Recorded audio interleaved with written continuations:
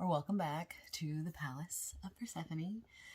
If it looks like an interesting camera angle, that's only because it is, because I have my tripod up on my table, because this is just the size of the tripod that I have, and I kind of like it because Persephone's chilling down in the underworld, so it's kind of like you're just looking down here and seeing what's going on. So this is going to be most likely the very first new moon, full moon spread that I've done that has been completely, cohesively, finally put together in a way that is able to be received. A lot of them, I had my old camera. No offense to my old camera. You could not see any of the cards. The lighting was horrible, but I still wanted the messages to get out, and they still got out, and they were still received.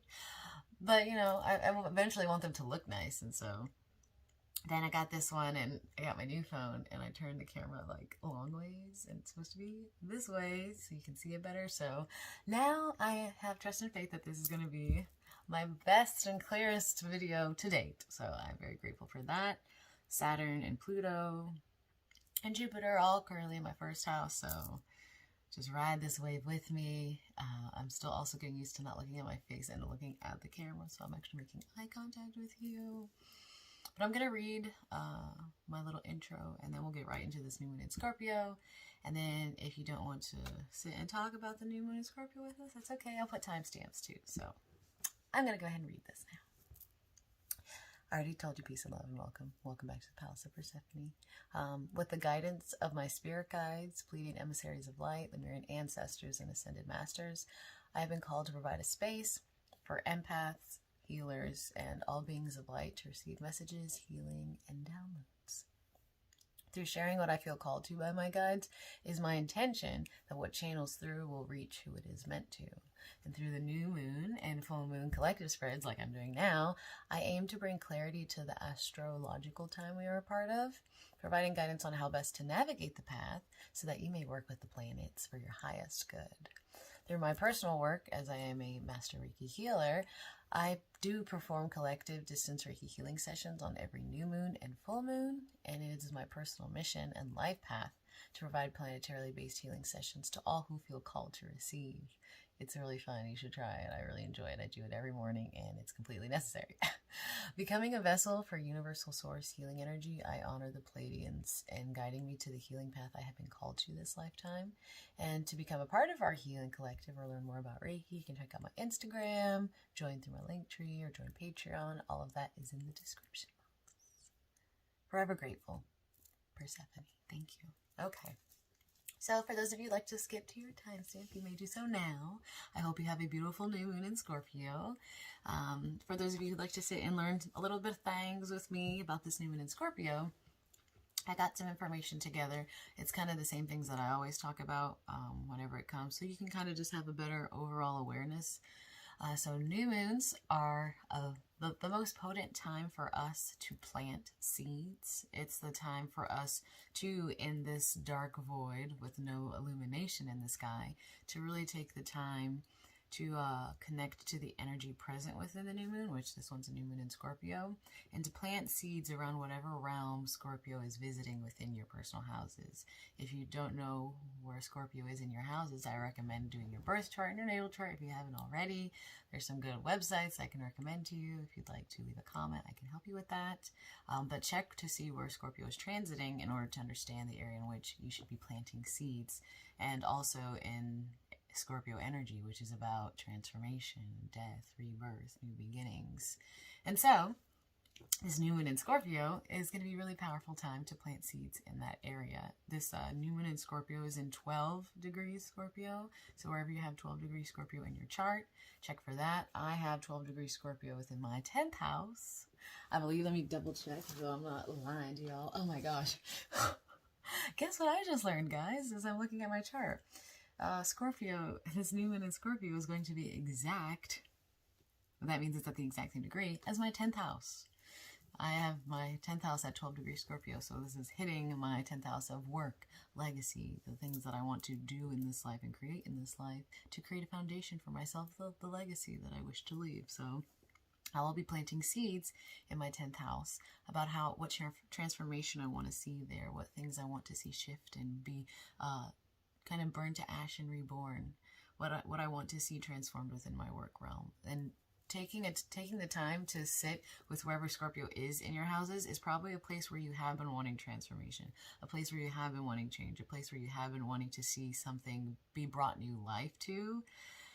And I can just personally attest to this, and with my own, I think sometimes it's best to use my own chart as an example so I can provide some kind of reference point.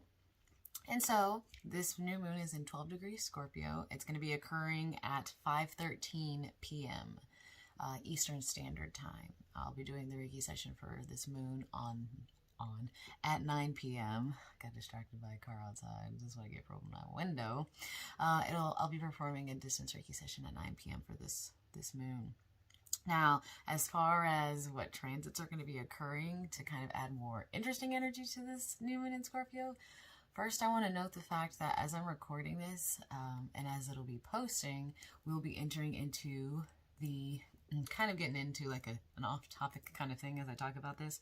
But as far as the wheel of the year goes in pagan, I don't know what you would call it, pagan tradition, Samhain, which is Halloween, or when Scorpio is at 15 degrees Scorpio, marks the end of one wheel of the year and the beginning of the next wheel of the year. And so already at this time of year, this new moon in Scorpio is next Thursday, I believe. Yeah, next Thursday. And Halloween is on Sunday, so we're already going to be exiting one wheel of the year and entering when the veil is thinnest on Halloween, entering into a new phase, and then I cannot do math, you guys, so excuse me, 4 days later, 4 days later, we're going to have, probably because I didn't say, it's on November 4th. This moon is on November 4th, November 4th, November 4th. So 4 days later, we're also going to have this new moon energy. So we're entering into the time of the year where the wheel is ending and we're leaving out of one whole phase of our lives. If you're moving through the wheel of the year and using a different calendar system, I don't use the traditional Gregorian calendar system. So we're exiting out of this wheel of the year and entering into Samhain, when the veil is thinnest, when we're connecting to our spirit world in the strongest way in which we're able to receive and download, channel, integrate messages that are coming in from our ancestors, coming in from spirit and spirit guides that you have who are here to help guide you to your highest path. And so at this time of year, they're like, hey, release this, let go of these things, giving you signs of what to release. And hey, bring more of this in, take in more of this, focus on more of this. This is the time of year where we're already receiving all of that. It's also the time of year, as my channel is called the Palace of Persephone, when Persephone is descending. She's currently descending into the underworld, and she makes it to the underworld with Hades on this day. And so this new moon in Scorpio 4 days later is already having entered into this new period, this new wheel of the year, having released a lot in your last year, having learned a lot of lessons in this last year of life, having to learn a lot of hard lessons in this last year of life, and now recognizing what no longer serves, the lessons that you learned from them, and deciding, okay, well, within this wheel of the year, what seeds do I want to plant for major transformation for myself in whatever realm Scorpio is transiting your personal houses. And so I think this new moon in Scorpio is very, very big, very, very important, very, very powerful. And I'm very glad that my camera and everything has finally been set up in probably still not the best way, but in a more divinely aligned way for these messages to be received. And so even kind of as I'm sitting here and talking about it, typically I would do like cards for what each sign can expect from this new moon in Scorpio, but it almost kind of feels like we're all going to be experiencing at least generally the same thing as a collective. We are a collective, but maybe I'll make a separate video for like spreads. I'm not sure. Like I said, as I'm sitting here talking about this, it kind of doesn't feel like I need to pull cards, and usually I do. But anyway, so let's keep talking. So I guess I feel bad though if I'm like, hey, skip to your timestamp, and you're like, what the heck, there's no timestamp. So who knows what's gonna happen. You never know. And that's kind of a Scorpio vibe anyway. And speaking of you never know what's gonna happen, that does kind of lead me into the next thing that came up. And I've been learning I've been North Node Sagittariusing over here and trying to learn more about aspects, because I'm pretty well versed in signs, I'm pretty well versed in houses, I'm pretty well versed in degrees, I'm pretty well versed in like the energy of overall astrology. I do provide birth chart readings if you are interested. You can check out my link tree to get a reading from me. But when it comes to like aspects, I'm still gaining my own personal understanding of them in a way in which I like to be able to relay something to people. I like to be able to like read and learn about something, receive it within my own walk, and then be able to share it in that way because it makes it more relatable and down to earth that way. And so I've been learning more about aspects and trying to understand the aspects that are occurring during these moons so that you can also be aware of other things that are going on. Because I can't just say, it's a new moon in Scorpio and that's all that's happening, because that's really not all that's happening. And so during this new moon in Scorpio at 12 degrees at 5:13 p.m. on November the 4th, next Thursday, can't believe it's already almost here, the moon in Scorpio is going to be in opposition, which means it's at completely opposite, which is 180 degrees. So opposite the sign of Scorpio on the wheel is Taurus. And so Taurus is currently in Uranus. And wherever you have, and I'm bringing this all up because I said, kind of like expecting the unexpected or things just changing quickly, or you never know what's going to happen. Uranus energy in and of itself is that energy. Uranian energy is kind of Aquarian. I liken him to like the erratic and like crazed mad scientist uncle, kind of like Rick from Rick and Morty, or that guy from Back to the Future. I don't know his name because I didn't really watch Back to the Future like that, but like that kind of craze, like just erratic, you never know what's going to happen. Placing him in Taurian energy is already kind of difficult because Uranus doesn't like to be in Taurus. It's not necessarily at home hanging out with Taurus energy, but wherever you currently have Uranus and Taurus transiting, and keep in mind Uranus is still retrograde until January, so you'll have also been feeling some pullback wherever Uranus is. Check for where Uranus is in your chart, in your houses. Uranus is in Taurus. And I feel so bad I don't know the degrees. I want to say, I'm not even going to guess the degree. I'll probably leave a comment. But wherever it is, it's going to basically most likely be in the opposing house. So like I said, I have the new moon. The moon in Scorpio is in my 12th house, or in my 10th house. And so the opposing house of that is going to be the 4th house. And so I'll be seeing an equal opposite reaction to what the seeds I'm planting are in my 4th house, which is the house of the home, your home environment, which I can also tell you is very accurate. And so what I wrote notes on when it comes to the opposition of Moon and Uranus is that they are working against each other. But the thing about oppositions is they do have the same mission and the same goal. They want the same outcome. They have different techniques in doing so. And so what I'm seeing with this opposition placed into this new moon in Scorpio is that as you're planting whatever new seeds you are desiring to see change and transformation in whatever realm of your life the Scorpio new moon is going to be taking place for you, whatever seeds you're going to be planting here and desiring to see like that transformation come about, there could be an equal and opposite reaction that you're not quite expecting or anticipating or understand how it's going to play out within wherever Uranus is retrograding in Taurus for you.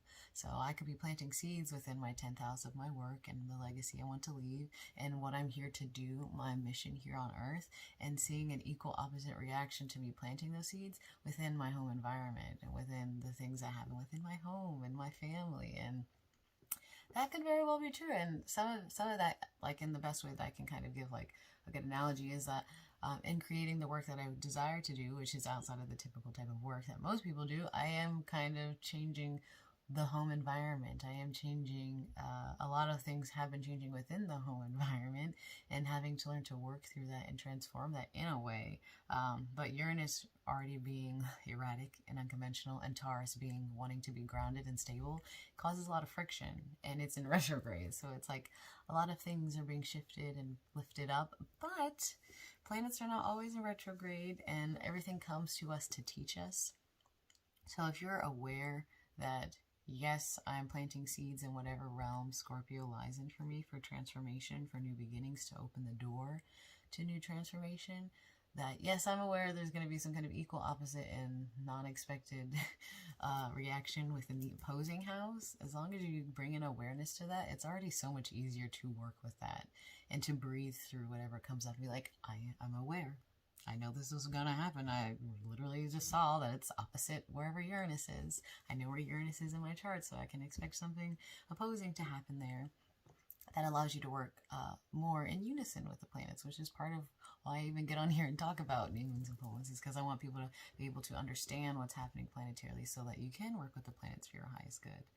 And so another thing I saw happening, there were like a couple of aspects, but some of them are like with the aspects happen outside of a certain degree range. I don't really pay attention to them too much because I don't really feel like they are affected as strongly within our personal energy bodies.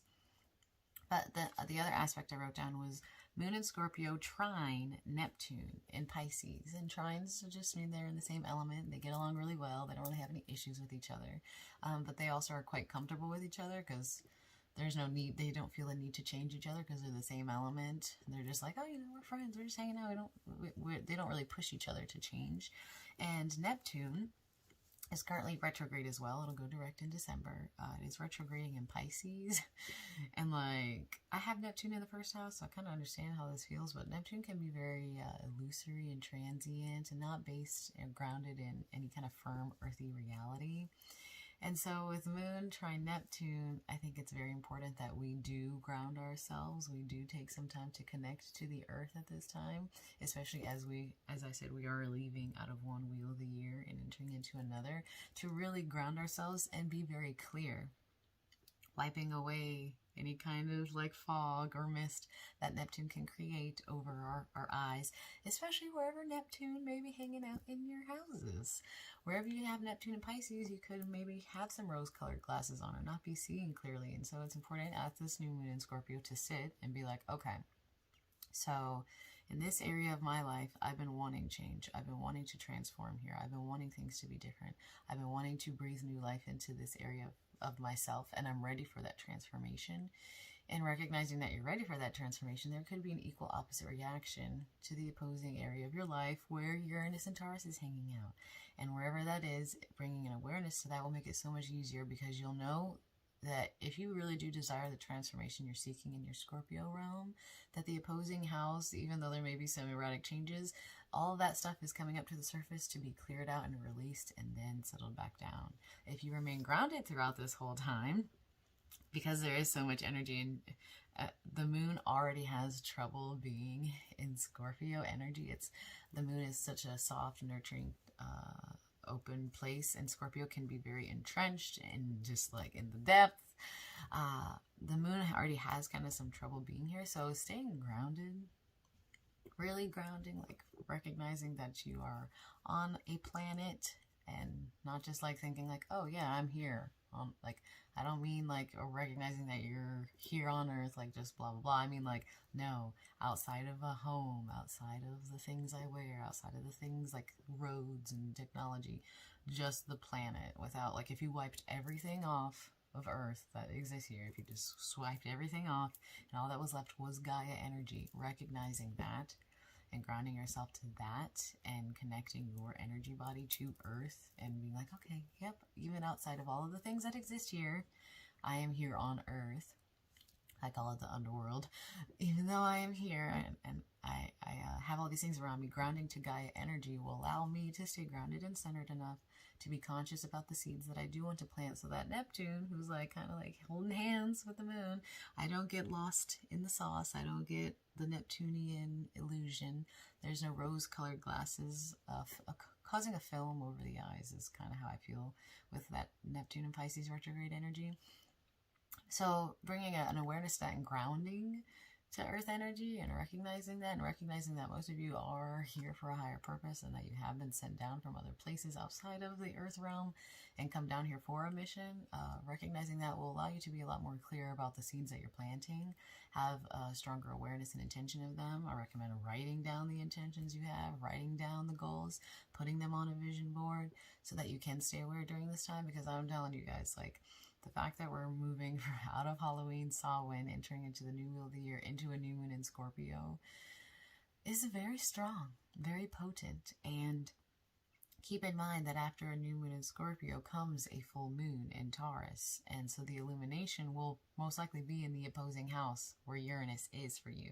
So as you're planting these seeds in new moon in Scorpio, you'll have some new insight 2 weeks later around that time and realm for your full moon in Taurus. So, I don't know, I feel like I kind of... it's funny to like get on here and be like, oh, I was gonna, you know, talk about the aspects real quick, and then I'm gonna shuffle cards for each of the elements, and then not really feel called to do that.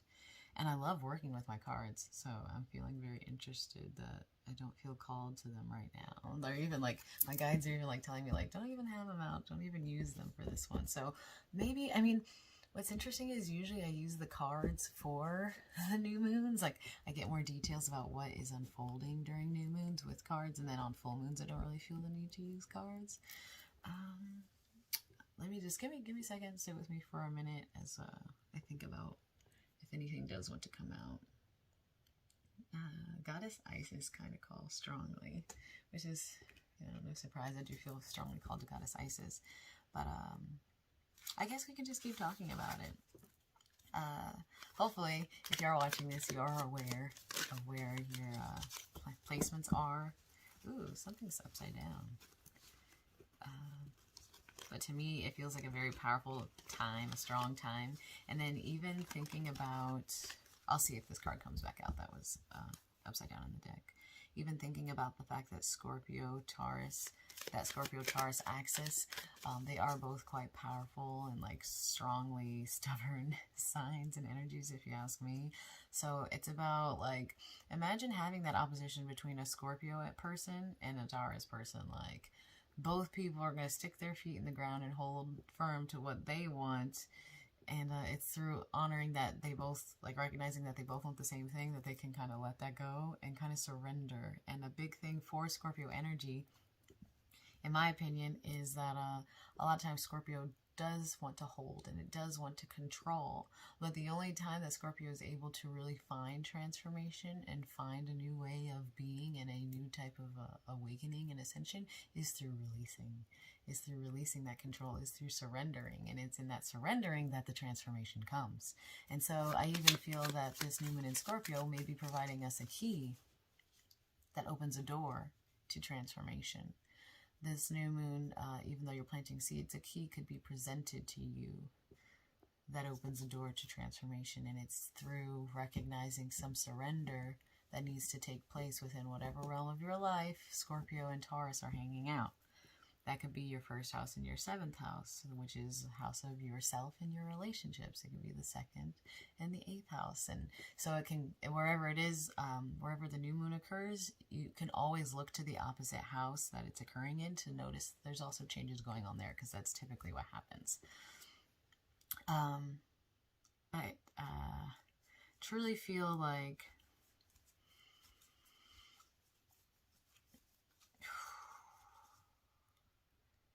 large transformation is available to all of us at all times. It is that need to release the control, and I'm just a personal, I can personally attest to this because I have a lot of placements that lean towards me being one of those people who likes to be in control. I'm Pluto dominant, Scorpio dominant. I have 8th house stellium, which is the Scorpio house. I have the Capricorn rising, Mars in Virgo, Venus in Taurus. So I have a lot of those like kind of like energies that can really create a plan and make a plan and be like, this is the plan.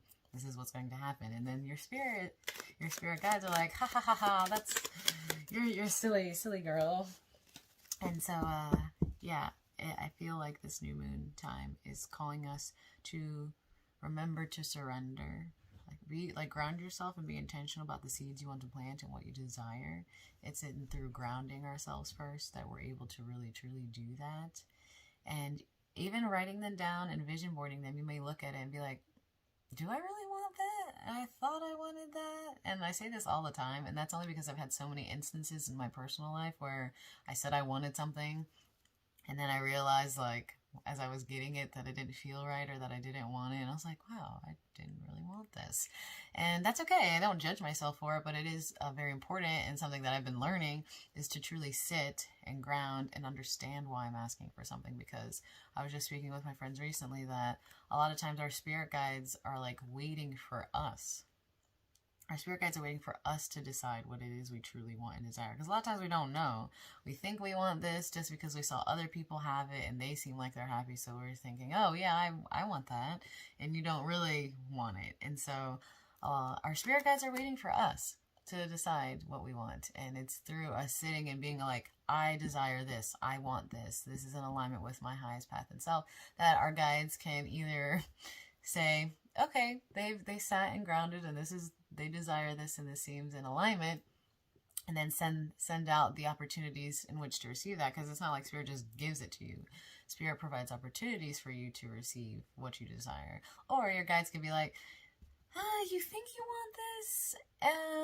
We're going to give you some opportunities to kind of get it, and then you're going to realize you don't want it. And either way, you're still learning. And so I feel like this is a perfect opportunity for us to ground, decide what we desire, really remove the rose-colored glasses, if you will, and be very realistic with ourselves about what we truly desire in this lifetime and what we truly want, and the transformation that is necessary in order to get it. Because sometimes we need to be in our highest evolved selves and highest container in which to receive the things in which we desire. And if there is any old energy within us, any stagnation, any distortion that is not in alignment with our highest selves and our highest reality, then some of those things can't come in because we're not in the space, place, and energy to receive them. Which is why I do Reiki every morning and every night, because it is immensely powerful and in helping me to realign with my highest self and highest awareness. And it's completely and utterly a gift and completely necessary so that I can remain aware. And I think I've just been gifted with understanding that within my own personal path, because I can be completely ungrounded and I can be very fantastical and I can be like way up in the clouds. And I've been working on seeding the light here by staying grounded. Some people can smoke and get high and feel amazing, and I've been noticing the medicine doesn't work for me that way anymore, and it makes me paranoid and it makes me very scattered. And that's something I've had to honor within myself, and that's okay.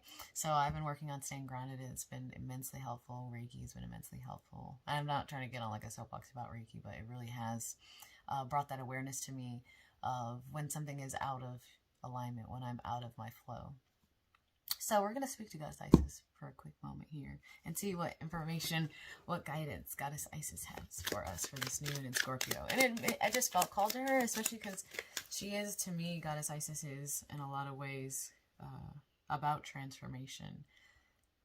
Scorpio, even though it doesn't feel like it, is feminine energy, feminine transformation. But I digress. Goddess Isis, Goddess Isis, Goddess Isis. What messages, clarity, advice do you have for us for this new moon in Scorpio? What clarity, advice, or messages do you have for us for this new moon in Scorpio? Ooh, okay. I don't think I get this one a lot at all. Image-wise, before I read it, because it's just it's a image one here. Let's see, maybe I'll make this the thumbnail because it's the only card that came out. Look at me, that's such a Capricorn rising thing. I'm planning my thumbnail. To me, let's see if I can get it clear. Are you clear? I guess you're as clear as you can get. Hold on. It's a scarab, and every time I see these, I don't know about y'all, I might be showing my age here, but I used to watch The Mummy a lot when I was little, and there was a scene at the beginning of the movie where these scarabs are running out of a cursed tomb that they have entered into. They weren't supposed to enter into the tomb, and they did anyway, and these scarabs started popping out of the walls and running into their bodies, into their skin, running around their skin. So I always think about that, but to me, scarabs represent transformation. They represent ancient transformation to me. And Scorpio, to me, is very ancient. I also think about Hades when I think about Scorpio energy. It's so representative of this time of year, of Samhain, of the underworld. All of it kind of aligns for me personally. But seeing the scarab here as like what Goddess Isis wants us to sit with and think about is some of the transformation that it will be necessary, some of the openings that will take place, some of the things that will be occurring could be connecting, and as you ground, could be connecting to a deeper purpose. And I'm going to read the card a little bit, but hopefully I'm just, oh, that's pretty clear. See, look at that. It keeps trying to, oh, let me hide my face. It keeps trying to zoom into my face. I think it's face dominant, but okay. I'm going to read the card. Spiritual resurrection is gifted to you now. I read that again. Spiritual resurrection is gifted to you now. Whatever part of you or your life you thought to be dead, such a Scorpio card. Whatever part of you or your life you thought to be dead is being revived and will flourish back into life. Just as the phoenix rises from the fire. Oh my God, so Scorpio. Just as the phoenix rises from the fire, transitioning from death into life, so too will you rise again, healed and renewed. Thank you, Goddess Isis. And the card is called Life Restored. So I feel like people who are connected to me here, I always say people, but I know it's just like one person watching. So you connecting to me here, you're most likely going through probably the same things. I mean, I find like a lot of the times what happens is people who click on certain videos on YouTube, like whenever you feel called to watch one, it's because the person who's like speaking, it most likely is kind of on a similar wavelength, a similar pattern, a similar kind of energy vibration as you, and has something to gift and offer you, just like you have something to gift and offer that person. Should you leave a comment, which I recommend you do because I love reading comments. Spiritual resurrection is gifted now. New Moon in Scorpio is about transformation. It is bringing life to parts that we thought dead. Like I said, new moons are also about planting seeds, which is new life. And it can be through what some of my friends speak of, like some of those traumatic tower moments. Because like I always think about tower moments, especially with this moon opposite Uranus. That just feels like such a tower moment to me. Getting chills. I honestly feel like Scorpio is such a tower moment type of energy that some of those things that occur within Scorpio energy, some of those moments that feel like your life is crumbling, things are just like not going how you intended, it feels like you're like kind of dying. My friend said that can be the compost. Those experiences can create a compost for new life to flourish from. And so that compost that's created can be the way to plant new seeds that rise up. And so whatever part of us or our life we thought to be dead, and that could be in the realm of wherever this new moon in Scorpio is occurring for you, that part of your life you thought might be dead, or if part of you within that life to be dead is being revived and will flourish back into life. Goddess Isis wants us to know that. Thank you, Goddess Isis. Just as the phoenix rises from the fire, transitioning from death into life, so too will you rise again, healed and renewed. I can't imagine a more perfect card coming out. And like I said, I only felt called to Goddess in this one. And like I said, when I first started this video, I thought I was going to have timestamps and like, that's so Uranian too, is just to be like, oh, I thought I was going to do this, and apparently spirit called for other things to happen.